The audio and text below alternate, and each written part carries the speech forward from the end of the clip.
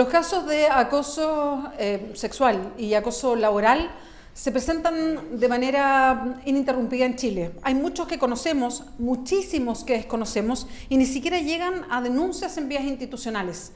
Pero está habiendo un cierto patrón de los acusados de también presentar recursos a la justicia para defenderse. Queremos conocer de un caso que se presentó en la municipalidad de Macul y es por eso que vamos a hablar con la abogada feminista Francisca Millán. Ella junto a otras abogadas, todas mujeres, quieren buscar representar justamente estos casos porque la idea es ponernos entre nosotras en los zapatos de la otra. ¿Cómo estás, Francisca? Muchas gracias por acompañarnos. Muy bien, Beatriz, muchas gracias por la invitación. Yo sé que no puedes entregar todos los detalles porque la idea siempre es en estos casos ser súper respetuosos y respetuosas con las víctimas. Pero aquí hay una denuncia y tiene un cierto patrón. ¿De qué se trata lo que pasó en la municipalidad de Macul? Claro, el caso de la municipalidad de Macul, efectivamente, como tú dices, tantos detalles no podemos entrar a dar porque está en curso una querella para proteger también la identidad de la víctima y porque también hay un sumario administrativo en la municipalidad del cual no tenemos mucho conocimiento porque los sumarios son secretos. Sin embargo, sí nos ayudan a analizar una situación más global, que es la que tú planteas, que efectivamente existe, por una parte, el intento de incentivar a las víctimas a hacer denuncias o a visibilizar los problemas relacionados a la violencia de género, pero por otra parte existe también una arremetida sistemática por parte de los agresores e incluso también de la sociedad, ¿verdad?, a intentar que las víctimas vuelvan al silencio y se retrotraigan al espacio privado con las problemáticas de género. Por eso nosotras somos un grupo de 3 abogadas feministas, esperamos que en algún momento se nos sumen muchas más, que hemos decidido hacer de nuestro trabajo como abogadas litigantes la defensa de mujeres en todos aquellos casos de violencia de género. Es muy real que hoy el sistema judicial tiene muchas falencias en relación al conocimiento de estas causas, pero lejos de que eso signifique desconocer la existencia del sistema judicial, nosotras estamos en total disposición a, desde el litigio, ¿verdad?, ingresar la perspectiva de género y tensionar la realidad de los tribunales de justicia para que puedan hacerse cargo de los problemas de todas las víctimas. Quiero ser bien transparente a propósito de lo que estamos conversando, porque aquí estamos hablando de un acusado que es integrante de uno de los partidos que pertenece al Frente Amplio, que es el Partido Ecologista Verde. Es más, la persona que lo denuncia en algún momento militó o fue cercana también a ese mismo partido. Entonces hay harto que decir a propósito de las organizaciones, porque los casos de acoso, de abuso también, no se generan solamente en una parte de la sociedad, no se generan solamente en algunas comunas o con algunas personas o características, sino que esto trasciende y inunda la sociedad completa, y eso hay que tenerlo muy presente. Hay cosas que dijiste, Francisca, en este caso en específico, y no sé si se repiten en otros, que me parece interesante. Hoy día en los espacios, y uno se pregunta también en sus propios trabajos, en los lugares públicos, ¿hay protocolos en todas partes para que las mujeres puedan hacer una denuncia y éstas se tramiten administrativamente de la manera correcta? No hay protocolos en todas partes. La tendencia sí, justamente de hecho en el último tiempo ha sido ir implementándolos, pero la mayoría de ellos son bastante insuficientes, porque los protocolos tienen un rango legal súper mínimo en relación a la ley nacional. Por lo tanto, debe haber un marco legal nacional que permita la existencia de protocolos efectivos y eso hoy día no sucede. Por eso la importancia, por ejemplo, de leyes como la Ley Integral de Violencia, que se encuentra actualmente en trámite aún en el Congreso, y es que eso permita dar una perspectiva mucho más robusta del tratamiento de la violencia de género, que permita que las instituciones tengan... Que hay un cierto estándar. Claro, que tengan algunas herramientas. O sea, hoy día, por ejemplo, el acoso sexual no es delito. Entonces, ¿de qué forma una institución puede hacerse cargo dentro de su institución de una conducta que ya es reprochable socialmente, pero no es delito? Ahora, y tomando eso y poniendo el ejemplo de lo que pasó en el caso de Macul en específico, la víctima presenta una denuncia que da origen a un sumario administrativo. ¿Y el sumario administrativo es por acoso laboral y sexual? Sí. El sumario efectivamente es por acoso sexual, es por acoso laboral. El acoso sexual existe como una infracción, digamos, en el ámbito laboral. Por lo tanto, eso da pie a la existencia de un sumario y a las propias normativas internas que tengan las municipalidades o cualquier institución. Pero eso es un contexto interno, no tiene que ver con nada penal ni nada relacionado con la justicia, y sabemos que lamentablemente hoy día el sistema como judicial no está pensado para hacerse cargo de las víctimas de violencia de género. Y por eso, como te decía, es que desde la oficina que nosotras estamos levantando, que es AML Defensa de Mujeres, por si les interesa saberlo.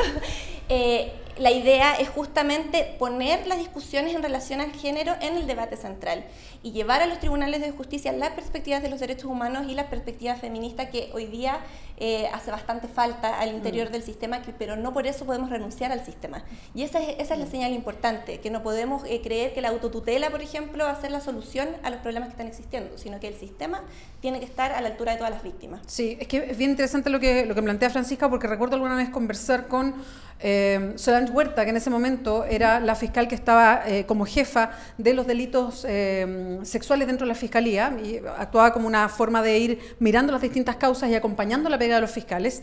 Y respecto a la violencia en contra de la mujer, ella marcaba cuestiones que son bien interesantes y decía, lamentablemente en tribunales, pese a que hemos ido conociendo cada vez mayores detalles de lo que significa este tipo de violencia, que tiene ciertas, voy a decirlo así, claves psicológicas, culturales, sociológicas que son distintas, hoy día los tribunales las siguen tramitando como si fuera el robo de un jabón.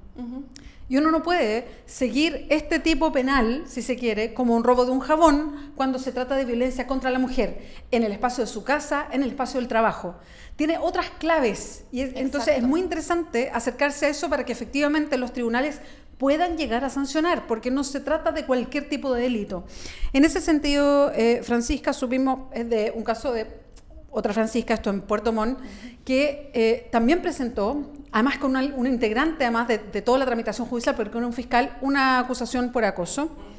Y la persona, el victimario en este caso, el acusado, presentó de vuelta una acusación por injurias y calumnias.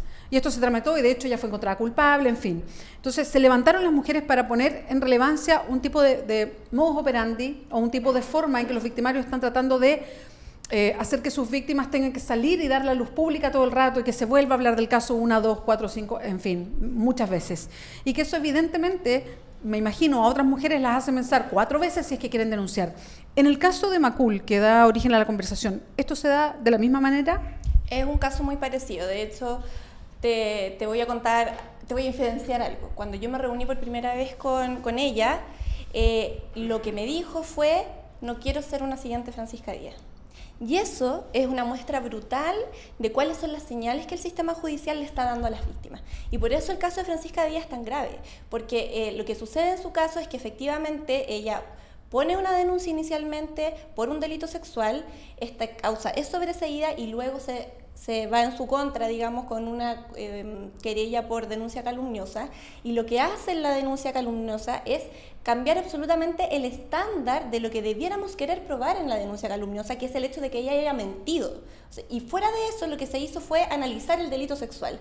Entonces, lo que termina haciendo es supeditar este caso en particular a un interés general, que es la posibilidad de que las mujeres se sientan seguras denunciando, y que muchas veces las denuncias pueden no prosperar porque efectivamente en ocasiones los delitos sexuales son delitos difíciles, pero eso no puede significar que a ti de vuelta te pongan en riesgo de sufrir una condena de esta naturaleza, que puede ser muy significativa. En el caso de Francisca, ella es estudiante de Derecho, o sea, la condena resulta siendo brutal. Sí. Por lo tanto, el interés que se debe proteger en causas como injurias, calumnias, denuncias calumniosas es el interés social, porque las víctimas sientan aún seguridad y protección para denunciar.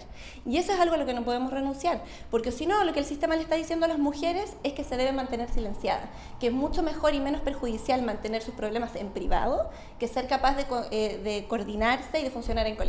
O sea, denuncia pero asume los costos. Asume los costos y son costos muy altos. Sí. Ahora, si tú te fijas, la diferencia entre lo que fue la causa de Francisca Díaz y lo que está haciendo ahora en el caso de Macul, lo paradigmáticamente distinto es abordarlo desde un principio con esa perspectiva feminista. El caso de Francisca Díaz no fue conocido hasta el momento de su condena. Los abogados que se hicieron cargo de la causa no lo hicieron con la perspectiva de género o con la estrategia jurídica suficiente para haber puesto en advertencia al tribunal de lo que estaba significando condenarla por esta cuestión, mientras que paralelamente en el caso de Macul la víctima consigue defensa feminista, logra hacer un contacto, un vínculo con las militantes feministas del partido al cual pertenece Cristian Villarroel, que es el acusado, ¿verdad? Y logra generar en en el movimiento feminista una preocupación de relevancia. Y eso marca una diferencia paradigmática en cómo las mujeres se enfrentan a sus problemas solas o sin asistencia por una parte, y cómo las mujeres organizadas colectivamente pueden responder de manera distinta al mismo fenómeno. Sí.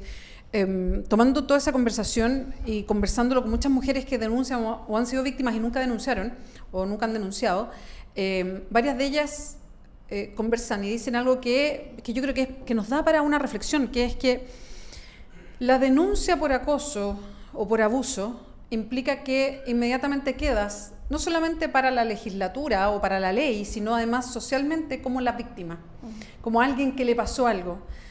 Y todas las mujeres con las que yo he conversado siempre me dicen, y te aseguro que yo no quiero ser la víctima eterna de algo. Entonces, que aquí no hay como incentivos de, me voy a vengar de tal persona y esto es como, voy a hacer una denuncia, sino que cada vez que se hace una denuncia, la mujer se pone en un rótulo que ninguna de nosotras quiere tener públicamente, que es la de víctima, porque eso significa algo muy profundo.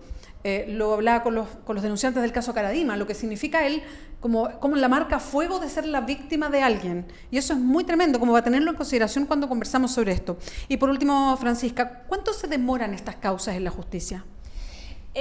Bueno, quisiera hacer un comentario sobre lo que dices inicialmente. Efectivamente, lo que sucede es que hoy día el sistema está pensado para que todo funcione de una forma muy patriarcal, por decirlo, como todo está muy patriarcalizado. Por lo tanto, tú pasas desde la tutela que tienes en la casa, de la tutela que tienes con el empleador, a la tutela que tienes en el Estado, este poder judicial que a ti te ve como una víctima, te recoge y te sobreprotege. Y la idea, ¿verdad?, de incorporar perspectiva feminista en el tratamiento de las causas es justamente que la víctima sea capaz de hacerse cargo de su propia solución, o sea, de decir, quiero iniciar una causa, no quiero iniciar esta causa, y en el fondo romper el estereotipo de la víctima como desvalida, que va a quedar ahí siempre estereotipada, que necesita protección, que no puede decidir lo que quiere, que tiene que estar llorando para siempre porque si no, no sufrió tanto, o a lo mejor quería, etcétera. Y eso también tiene que ver en cómo uno rompe estereotipos que están súper instalados en el sistema de justicia. O sea, es muy amplia la modificación paradigmática que hay que hacer de este sistema, pero no podemos esperar que eso suceda. Mientras tanto, por eso es importante como desde el litigio, para que cambie, ¿no? Claro, por eso es importante que desde el litigio las abogadas feministas seamos capaces de llevar esa discusión a estrado, digamos, porque los jueces y juezas tienen voluntad de entender los argumentos que tú les pones adelante. Lo que pasa es que hay que llevarlos ahí. Ahora, lo otro que me preguntabas era... ¿Cuánto se demoran estas causas? Bueno, es muy relativo, o sea... en general el proceso penal no es tan largo, pero eso va a depender de cierta, como de cómo transcurra, ¿verdad? Uno en la primera audiencia puede pedir sobreseimiento y terminarlo ahí, o puedes terminar en una audiencia de juicio en unos 3, 4, 5 meses más. Es muy relativo y va dependiendo de cómo sucede. Ahora, finalmente, la audiencia de este caso estaba agendada para hoy. Hubo un error administrativo y se reagendó inicialmente para marzo, pero ahora ya volvimos a reagendarla y está para el próximo miércoles 30 de enero a las 9 de la mañana. Francisca Millán, muchas gracias por acompañarnos hoy día. Muchas gracias por la invitación, cuando quieras. Recuerden visitar www.diarioclever.cl.